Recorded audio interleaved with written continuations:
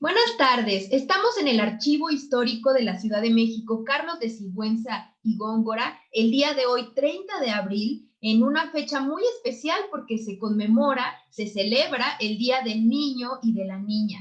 Y con ese motivo tenemos una presentación que será muy interesante, seguramente les gustará mucho porque conoceremos cómo se han estudiado estos temas, el tema de la niñez en la historia y además también platicaremos de cómo desde la historia nos podemos acercar a la vida de las niñas y los niños y en este caso pues hablaremos de la Ciudad de México. En esta ocasión nos acompaña la maestra Daniela Lechuga Herrero, a quien le agradezco muchísimo que haya aceptado estar en el archivo histórico en esta conversación y pues primero voy a presentar a Daniela. Daniela es licenciada en Historia por la Facultad de Filosofía y Letras de la UNAM y maestra en Historia Moderna y Contemporánea por el Instituto Mora. Su trabajo de investigación se ha concentrado en la historia social de la infancia a inicios del siglo XX en México. Ha abordado el tema de los niños de Morelia y la relación de los niños con los espacios urbanos de la Ciudad de México, utilizando la metodología de la historia oral. Ha publicado artículos como Entre el ocio y el trabajo, la infancia popular en las calles de la Ciudad de México en la década de los años 30. También Cuando la calle era nuestra y Entre pelotas, soldaditos y muñecas, los juguetes infantiles a principios del siglo XX. Yo quisiera comenzar, Daniela, primero nuevamente agradeciéndote que estés en este espacio y también preguntándote para iniciar pues acerca de los estudios sobre la infancia. En general, ¿podrías hablarnos de esta perspectiva histórica? Sí, claro. Me da muchísimo gusto estar hoy con ustedes, sobre todo en el Día del Niño, y me parece súper importante que pensemos este día desde la perspectiva histórica, por supuesto. Bueno, los estudios relacionados con la infancia que se están abordando desde distintas disciplinas, no solo desde la historia, cobraron un gran impulso a partir de la Declaración de los Derechos de los Niños en 1989. Yo pensaría entonces que a partir de la década de los 90, muchos investigadores e investigadoras se empezaron a interesar por este tema. Evidentemente, el papá de todos estos estudios, por decirlo de alguna manera, es Philippe Arié, que es un historiador francés que digamos que su aportación más importante por ahí de la década de los 60 fue pensar en la infancia y pensar que las infancias siempre son bien distintas y por lo tanto se tienen que estudiar desde la perspectiva histórica, es decir, en un momento y en un lugar específico, porque no es lo mismo ser niños hoy en día, evidentemente, no fue lo mismo para nuestra generación, ni tampoco fue lo mismo para los niños a inicios del siglo XX. Entonces, hay una diversidad de temáticas a partir de que se inauguraron estos estudios, que por ahí han estado dialogando muchísimo con la historia de la familia, con la historia de las mujeres, y luego concentrándose en los niños como sujetos históricos. Y en el caso de México, se ha abordado mucho que el Estado ya ponía atención a este grupo social pues desde hace mucho tiempo. O sea, les estoy hablando que desde el siglo XVIII podremos rastrear el interés que hubo por los niños. Incluso a inicios del siglo XIX ya ubicamos un diario de los niños, que es como una publicación periódica dirigida a este grupo. Y así poco a poco se ha ido vinculando cómo se relacionó el Estado, qué políticas fue implementando para ponerle atención a los niños y niñas con la intención, y en eso la historiografía ha coincidido mucho para el siglo XIX y el siglo XX, con la visión de que eran los futuros ciudadanos, ¿no? Entonces era muy importante construir estrategias precisas para ellos, desde la higiene, desde la educación, etc. Evidentemente eso fue variando con el tiempo, y no solo se han estudiado las políticas infantiles, también se han estudiado las representaciones infantiles. Hay un libro muy interesante del doctor Alberto del Castillo, para quien quiera consultarlo, que justamente rastrea la presencia de los niños en la pintura y sobre todo en la fotografía, ¿no? En el tránsito del siglo XIX, cómo se les veía y cómo quedaban representados en las imágenes. Y a partir de ahí también ya hay una perspectiva en los estudios de la infancia que más bien ha tratado de identificar su agencia. Y yo pienso que ahí también me adscribo a esa corriente historiográfica, porque los historiadores e historiadoras han tratado de visualizar cómo los niños también actuaban, vivían en su presente, tenían la posibilidad de trabajar y contribuir para su familia, cómo se hicieron de estrategias para sobrevivir, cómo se vincularon con los otros, cómo inclusive participaron del mundo de los adultos o lo cuestionaron o encontraron caminos como para resistir a las políticas o a los poderes que se estaban implementando en contra de ellos. Entonces han ido diversificando muchísimo los estudios históricos relacionados con la infancia.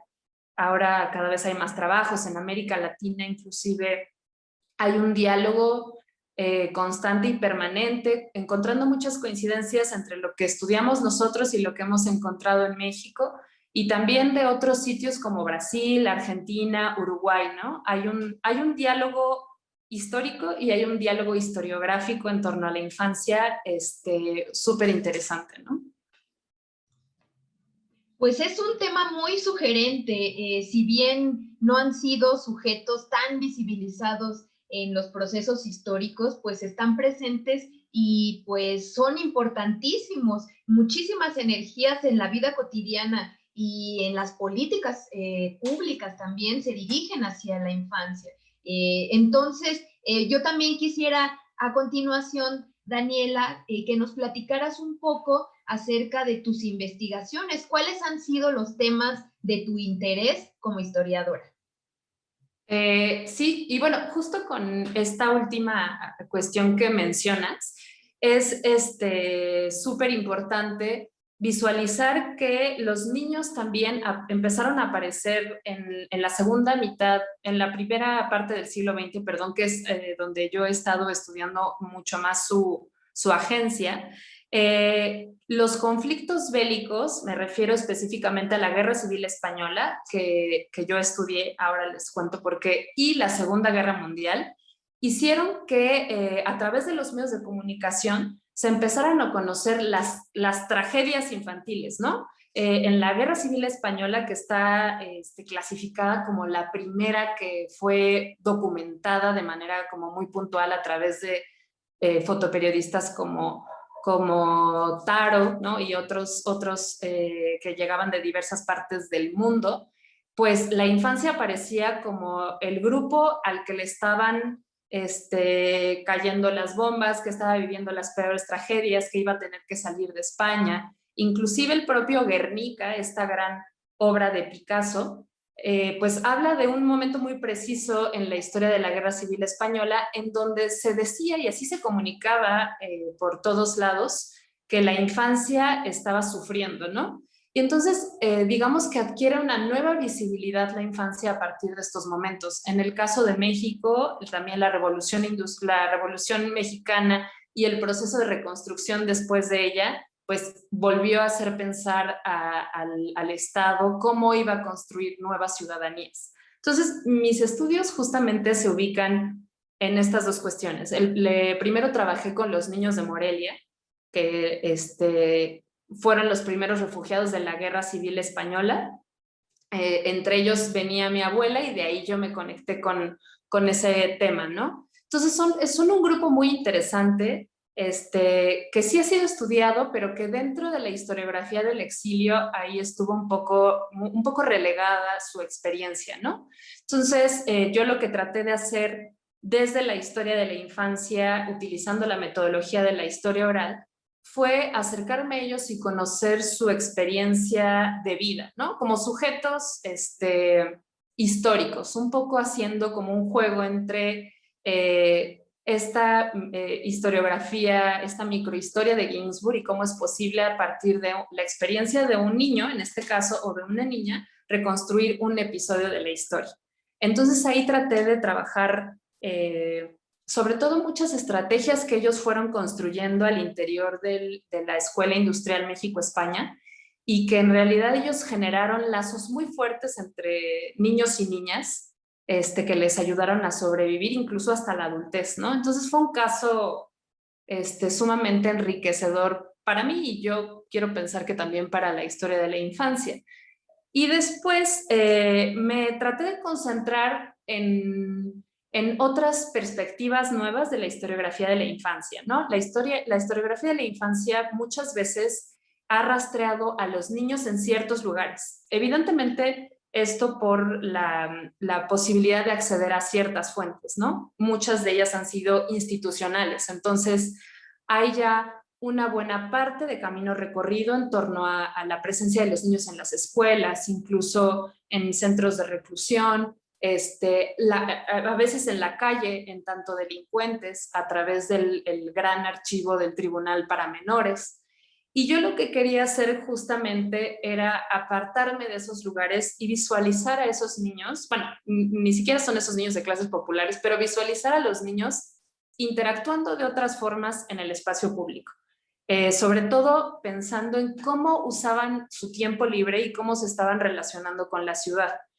Y entonces ahí aparecieron los niños de clase media, que además representan una nueva beta en la historiografía relacionada con los estudios de la clase media justamente, que se cuestiona, bueno, ¿qué es esa cosa que se llama clase media? ¿Existe o no existe? ¿Cómo podemos entenderla? Etcétera. Y a través de estas coordenadas fue que yo hice una nueva investigación utilizando la metodología de la historia oral para entender cómo los niños de inicios del siglo XX habían experimentado la atención que el Estado ponía en ellos, la transformación que se vive en el espacio urbano y que le va dando cada vez mayor visibilidad a la infancia, y contrastar todo eso con la propia experiencia de los niños, ¿no? A través de la metodología de la historia oral, que también ha sido una metodología que poco a poco se va integrando a los estudios de la infancia, que más bien han favorecido encontrar pistas hechas por ellos mismos en un determinado momento histórico, lo cual es difícil, ¿no? A veces los historiadores de la infancia nos rompemos la cabeza tratando de encontrar a esos hombres, mujeres, niños, incluso ya hay historiografía relacionada con la vejez, entonces ahí nos llevamos la vida entre los archivos, ¿no? Pero bueno, lo más interesante al realizar esta investigación fue poder contrastar incluso, y creo que eso es muy importante por la conmemoración de este día, lo que estaba pasando con esos niños y la experiencia de los niños hoy en día en la Ciudad de México. Eso fue súper enriquecedor para mí. Obviando que estamos en medio de una coyuntura especial en la vida nacional y mundial, muchos de los niños con los que yo pude conversar retrataban una ciudad completamente diferente a lo que nos podemos imaginar, ¿no? Ellos, los niños a inicios del siglo XX tuvieron la oportunidad de jugar en ríos, de recorrer lugares inhóspitos, bastante campiranos. Entonces, a través de sus experiencias y su vinculación con otras personas que pertenecían a su barrio, pues en realidad retratan una realidad muy diferente que en estudios contemporáneos específicamente de una socióloga que se llama Tulane Mulholland, no lo pronuncio muy bien, pero para quien le interese después podríamos pasarle el dato. Y ella hace una investigación con los niños de Coyoacán de hace algunos años. Y estos niños no conocían muy bien la ciudad, ¿no? Tenían visiones fragmentadas de la ciudad, incluso añoraban. Para ellos una ciudad ideal era una ciudad llena de bosques, de ríos, siendo que en realidad esa había sido la experiencia de los niños de inicios del siglo XX. Entonces, este tipo de contrastes, siempre pensando en cómo estamos viviendo el presente, porque las preguntas de los historiadores surgen desde el presente, pues fue muy llamativo tratar de encontrar esta agencia de los niños que yo entrevisté en esta investigación. A mí me parece interesantísimo que nos narras los cambios en la ciudad y cómo la ciudad es vista desde la perspectiva y la vida de los propios niños y niñas que la habitaron a inicios del siglo pasado. Sin duda ha cambiado muchísimo la ciudad de México, incluso en pocas generaciones o pocos años podemos observar estos cambios vertiginosos. Y yo quisiera un poco que nos ayudaras a ahondar un poco más en cómo era esa ciudad para los niños, qué significaba para ellos salir a jugar pelota o juntarse con sus amigos en las calles, qué tipo de juegos te han narrado que tenían y cómo era para ellos la convivencia con sus pares en las calles. Sí, es un tema, además muy vigente incluso por temas de cómo estamos experimentando la ciudad, hombres y mujeres, y ni qué decir adultos y niños, ¿no? Los sociólogos ya han abordado el derecho a la ciudad, el derecho a que no podamos circular de manera autónoma y libre por los diversos espacios que nos presentan. Entonces, la experiencia de estos niños a inicios del siglo XX fue muy interesante porque, por un lado, además de esta experiencia que tenían con la naturaleza, que en realidad en sus narraciones todo el tiempo están las milpas, los cuerpos de agua que se hacían porque casi no llueve hasta hoy en día en la ciudad, ¿no? Y para ellos, más allá de que se convirtiera en un caos, como lo es para nosotros en la actualidad y desde la edad adulta, era una oportunidad para, algunos de ellos me narraban, por ejemplo, que podían hacer negocio con ello. Me explico. Ponían algunas piedras cuando empezaban a crecer los ríos y los niños les pasaban las cosas o ayudaban a pasar a las señoras y las señoras les daban unos centavos, por ejemplo. O hay otro niño que también me narraba que inclusive, bueno, no son niños, se declara, son personas adultas mayores que me están narrando esa experiencia del pasado, ¿no? Pero cómo iban en la colonia Narvarte en una barquita y había insectos, renacuajos, y otros animales que crecían en la naturaleza. Entonces, son algunos ejemplos de estas visiones de los niños que en realidad no abarcan la ciudad tal como la conocemos y más bien es una experiencia, sí, muy circunscrita a su espacio inmediato, ¿no? Incluso yo ahí fui trazando a partir de lo que ellos me contaron varios circuitos por los que se movían y se movían con mucha libertad para ir al cine, para comprar dulces, para hacer los mandados cuando en el mercado, cuando los mandaban los abuelos o los padres y ahí se encontraban con los amigos. Incluso son niños que todavía están jugando fútbol en la calle, porque el fútbol ya para esos años empezaba a ser el deporte que en la escuela y fuera de la escuela había que practicar. Los que vivían más cerca del centro, porque ahí también hay una diferencia entre los niños que viven en las colonias que para ese entonces eran periféricas, estoy hablando de Mixcoac o Coyoacán, por ejemplo, para un niño que vivía en Santa María la Ribera, que era cerca del centro de la ciudad, o sea, de la Ciudad de México, pues la presencia de los automóviles, ¿no? Que paulatinamente iban creciendo muchísimo en los años 30, era molesta, ¿no? Entonces ellos decían que estaban jugando en el fútbol y entonces se advertían, ahí viene un camión, paraban para que pasara el camión y después seguían jugando, ¿no? Yo pienso que eso ahora está para ciertos sectores, y estos son niños de clase media, hoy en día también para niños de clase media o clases un poco más altas, es algo bastante improbable, ¿no? Los niños de clases populares, para los años que yo estudio, que también he abordado a ese grupo social, y los niños de hoy en día siguen haciendo uso de la calle porque es algo que tiene que ocurrir de manera obligada para trabajar, para vivir, para divertirse. Entonces, difieren mucho las experiencias infantiles en la calle dependiendo de la clase, que es una de las categorías que a veces los historiadores usamos para entender esa realidad pasada, y ni qué decir de la diferencia entre un niño y una niña. No es que una niña no jugara en la calle a inicios del siglo XX, pero sí había un tratamiento distinto para las niñas. Se seguía todavía procurando mucho más que jugaran al interior de la casa, ¿no? Yo pensaba mucho en que tiene que ver con estos discursos de la feminidad y del cómo se va preparando a las niñas para cumplir ciertos roles, pero paulatinamente también me he ido dando cuenta por algunos comentarios que me han hecho la investigación que hay un peligro latente en el espacio público de las niñas, no solo por secuestro, sino por violencia específica de género hacia ellas desde ese entonces. Y entonces, bueno, sigue siendo un mundo complejo dependiendo de qué género elegimos, ¿no?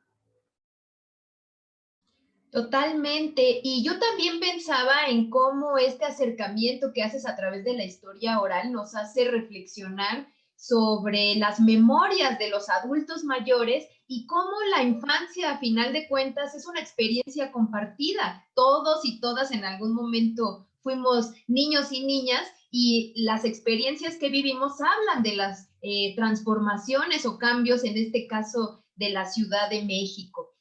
Yo quisiera también, Daniela, saber si pudieras platicarnos un poco también acerca de tu otra investigación, que es sobre los niños de Morelia, y sobre todo para que nuestra audiencia tenga este panorama, digamos, amplio de la diversidad de temas que abarcan los estudios de las infancias. Sí, bueno, la metodología de la historia oral para estudiar la infancia, a mí me ha abierto un mundo de posibilidades porque a diferencia de otro tipo de fuentes, te permite conocer la experiencia o desde la narrativa de quien te está contando acerca de su pasado, esa experiencia, ¿no?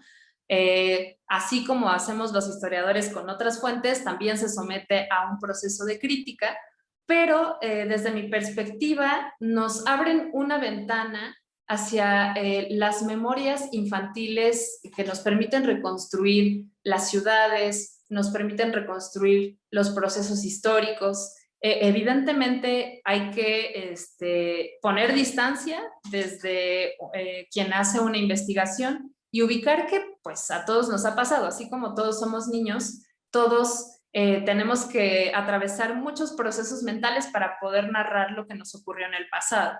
Y entonces a veces olvidamos cosas, las olvidamos por accidente o las olvidamos porque decidimos olvidarlas. Entonces hay un montón de elementos que se entrecruzan para poder estudiar una memoria de alguna persona en algún evento, ¿no?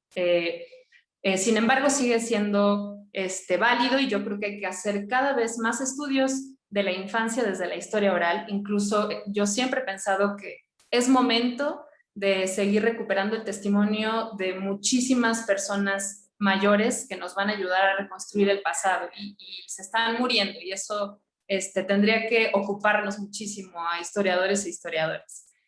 Y por otro lado, los niños de Morelia, que también estudié este tema a partir de la historia oral, pues se tienen que ubicar dentro de varias líneas historiográficas, ¿no? Una es la de la Guerra Civil Española. Nosotros sabemos que a México, en distintas oleadas llegaron muchísimos exiliados de la Guerra Civil Española que eran adherentes a la República, pero no me meteré mucho en el episodio. Sin embargo, tenemos contacto con esas personas de manera más o menos cercana, fundaron muchísimas instituciones.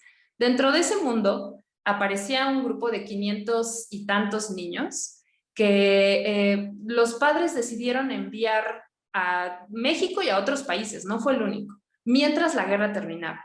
Porque en España se creía que se iba a terminar muy rápido el conflicto. En un par de meses los niños iban a volver como si fuera una especie de excursión, ¿no?